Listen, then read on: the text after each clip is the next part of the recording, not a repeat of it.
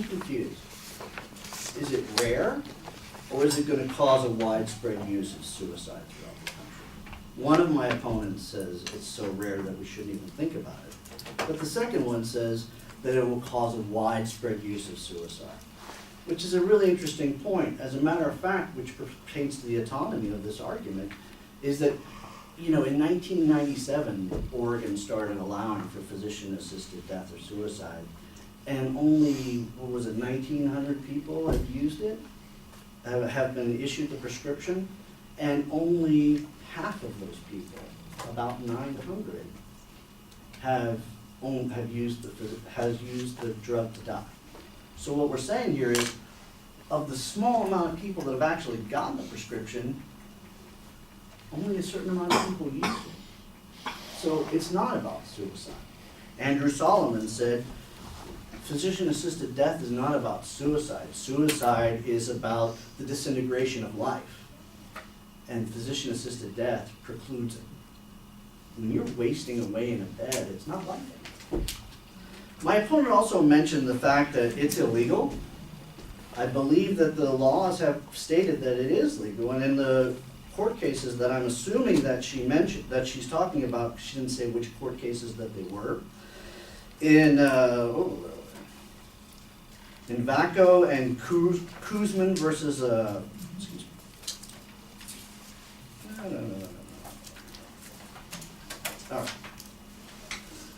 In Vaco, the Supreme Court said that the government does not have the right to force someone to allow them to, a physician to prescribe a lethal medication.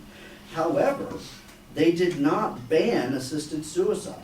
The opinion recognized the rights of the states to engage in serious, thoughtful examinations of physician-assisted suicide. So basically what they said was, in this specific case, it's not right. But we're not saying that the states can't agree with these laws. Another thing that my opponent mentioned was they keep bringing up the Netherlands and how it is something that can happen here in the United States. The Netherlands law of euthanasia is a very broad topic, and it allows for a lot of different reasons why someone can choose to die or be chosen to die, as they assume. In the Oregon matter, in the law, it says that the person has to request within 15 days. They have to write down their request. Two physicians have to both diagnose and prognose the patient. They both have to agree that there's a problem. And they both have to agree that the person can communicate effectively their wishes. You know, something that was also mentioned was that the patients are trapped. They're not trapped by physician-assisted suicide. If anything, it gives them more liberty. It gives them more choices. There is no difference between physician-assisted death and the death with dignity.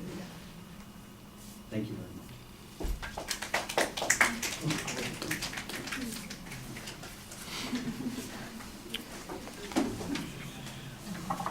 Once again, I get ignored by everybody.